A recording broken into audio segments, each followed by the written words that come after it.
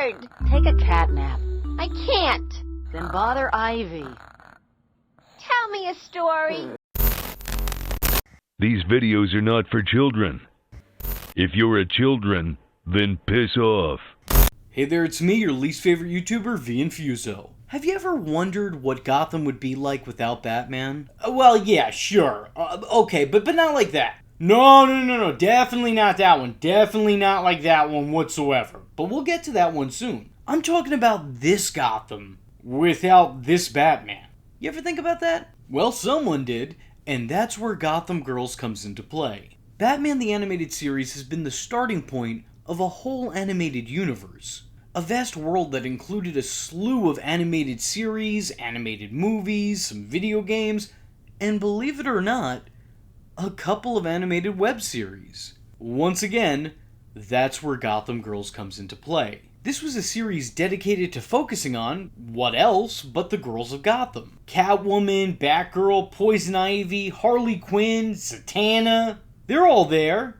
There's not a whole lot of them, but they're all there. This webtoon was a series of shorts that would release episodically on the Warner Brothers website. And I was such a die-hard Batman fan as a kid that I would religiously check that website and refresh the page frantically, usually to no avail. The animation is obviously not exactly astounding, as it's essentially Batman the Animated Series on a budget. Like, I've seen better animation in 90s computer games. Safe to say, Pajama Sam, this is not. The sound effects are also pretty basic, and the audio quality was atrocious. And that's coming from me. Despite all of that, I kind of find this series charming. It's simplistic in nature, but effective in execution. And the tunes did improve over time, as there was a big jump on animation from Season 1 going into Season 2. Like, yeah, sure, it's still not incredibly impressive, but at least it's something. The first season is at its core just a spotlight being put on the women of this world. It's simple, it's cute, it's goofy, and it's really not all that deep. Harley and Ivy are roommates, or at least that's what they're shown to be, because that's all these shows could get away with at the time. And they have a competitive friendship with Catwoman, who is sometimes included in their schemes and other times not so much. The three have a lot of chemistry. I can't help but love their little sisterhood of villainy going on here. If a movie or show was made about this trio, I would pre-order tomorrow. You tell me where to get the tickets. Although I will say, there seems to be a lot of innuendo going on, accompanied by a whole lot of butt. And look, I'm not complaining. You know, I'm not trying to be PC here. I'm just calling attention to what they were very clearly already trying to call attention to. Oh, what, you don't believe me? You think I'm exaggerating? You're right, the show's not dirty at all. By the way, here's Poison Ivy gifting Harley a real doll. Oh no, I'm sorry, a real villain of the Joker. Looks like Harley's gonna be revving herself up for the foreseeable future. Vroom, vroom. Like I said, the first season is really just a bunch of shorts highlighting the women of Gotham, and also showcasing all the shenanigans they get themselves into. The episodes don't really connect, like one has nothing to do with the next, but, you know, I mean, it's nice for what it is. If I remember correctly, I think a lot of these adventures were interactive, which would make a whole bunch of these videos make a whole lot more sense. You know, it was like one of those Flash games that was like, click on this to do this, or choose between option A and option B. Unfortunately, I'm watching these directly off my Birds of Prey set, so I don't really have that luxury.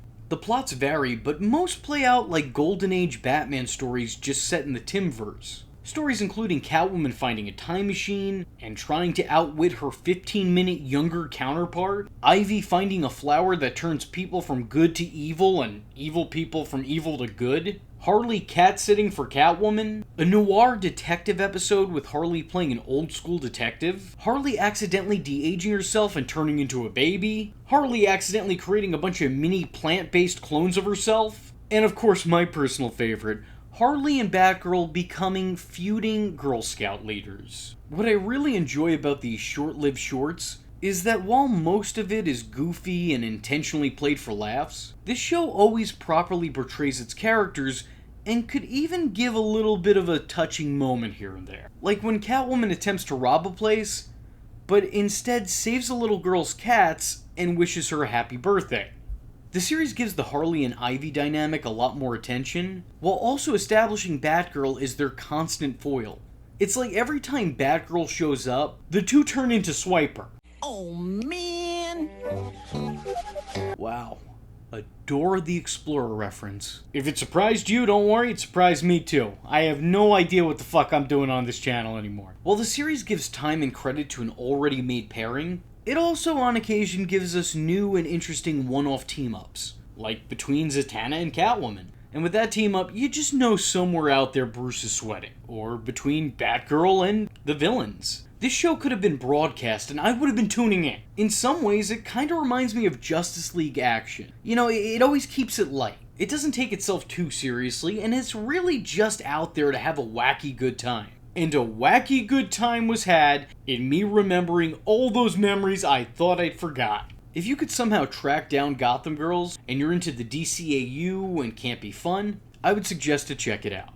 The whole series, seasons 1 through 3, altogether is only about an hour and a half, so I would absolutely recommend it. But wait, there's more! This isn't the end of the video. Those of you who weren't scrolling through the time bar on this video were probably expecting an outro, but no.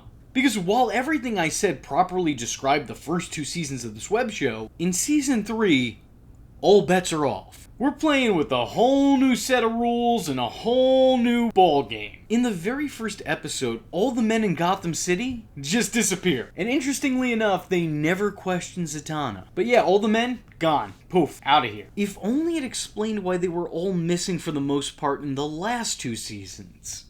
Oh well. You gotta hand it to Warner Brothers, who clearly knew what they were doing. As this, of course, is playing on DC fans' biggest fear. The fear of DC getting rid of all their male superheroes and them having to watch a bunch of female superheroes. Quick tidbit here. I kinda love how every woman in this show has to stand unreasonably uncomfortable at all times. I'm not trying to be the PC police, I'm just being logical. Like, no one has ever just casually stood like that. I'm not doubting that people can stand like that. But outside of a photo shoot, I don't think anybody has ever just been like, oh, you know what, let me just curve my body into a number. Like, damn, these girls are out here looking like the letter S. And that S is for scoliosis. Anyway, this is the plot for Gotham Girls last season, which is surprising because the last 2 seasons didn't have a direct plot. And this is just completely different from anything that came before it. The tone contrasts heavily. While fun is still had, the drama and mystery of the storyline kind of takes center stage. These episodes are no longer one-offs with little to no connection to each other. They're now lead-ins, with each one of these episodes ending with a to be continued. There's a season-long plot, and the show's episodes are now presented as chapters. There are also some new inclusions and new additions in terms of characters as well. Now Renee Montoya's on the case. You got a brand new character in Commissioner Greenway, who is the interim replacement for Jim Gordon. You got the brand new Commissioner's Secretary, Dora. I didn't even plan that Dora the Explorer reference, this is just coincidental. And you have Officer Selma Riesdale. Riesdale? Don't care. I kind of want to shout out the series for being pretty progressive for the time, as the DCAU always was. And I want to credit them especially because this was a time where you weren't getting brownie points for being inclusive. This show managed to include this universe's first trans character. And while that is pretty progressive, like I said, the conversations on said subject might not be. Well, at least we know why she disappeared when the men did. She is a he.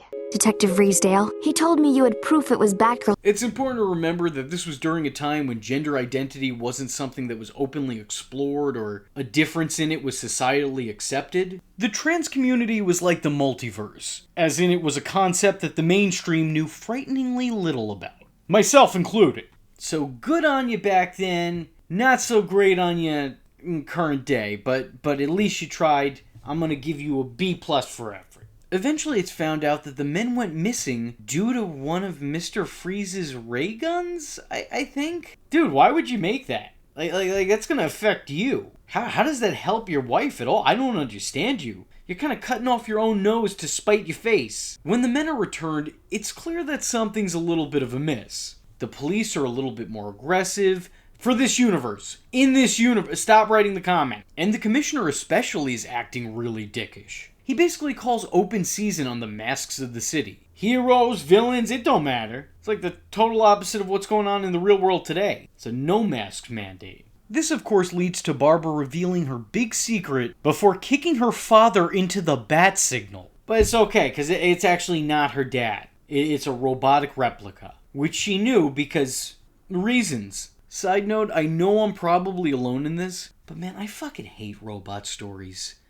They're probably my least favorite go-to in anything comic related. I just can't get on board with it. It's like, oh, sorry, I didn't know the difference between you and this fucking tin can because it had your face. I don't know, I don't like it. I'm not a fan.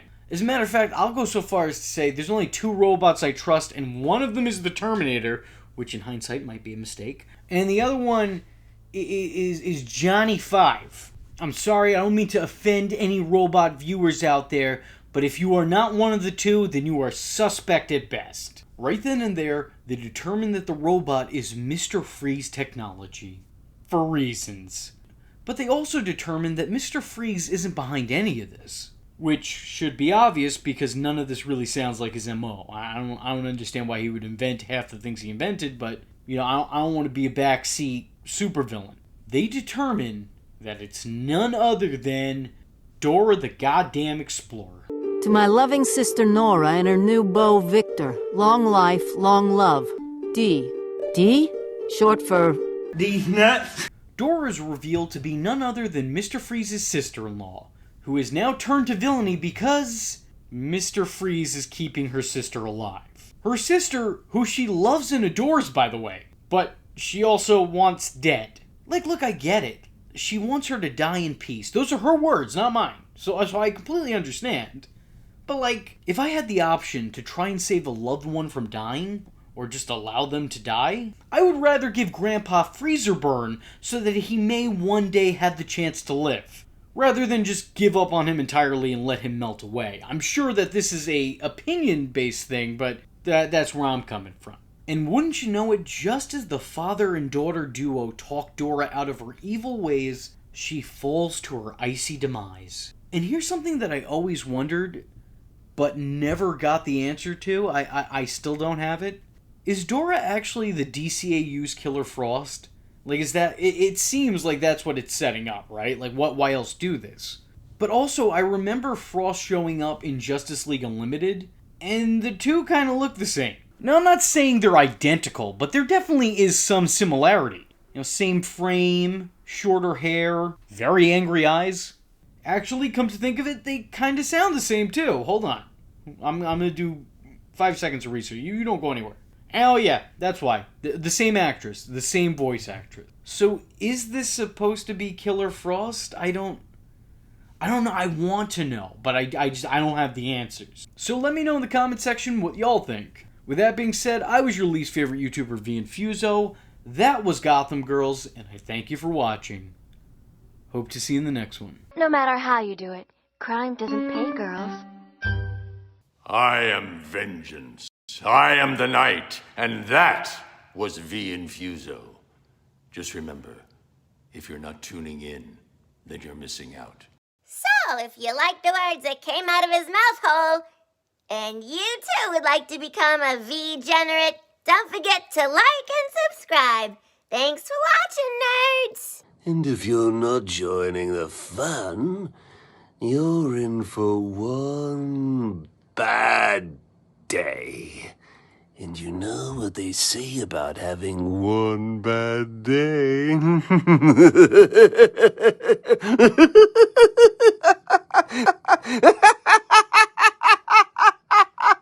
Catch him next time. Same bat time. Same bat channel. And the audio quality was atrocious. And that's coming from me. Every other video I'm told I needed a better sound mixer. Well, there's only one guy doing all the jobs here, and it's unfortunately me. Unfortunate for you, because I suck at all of them.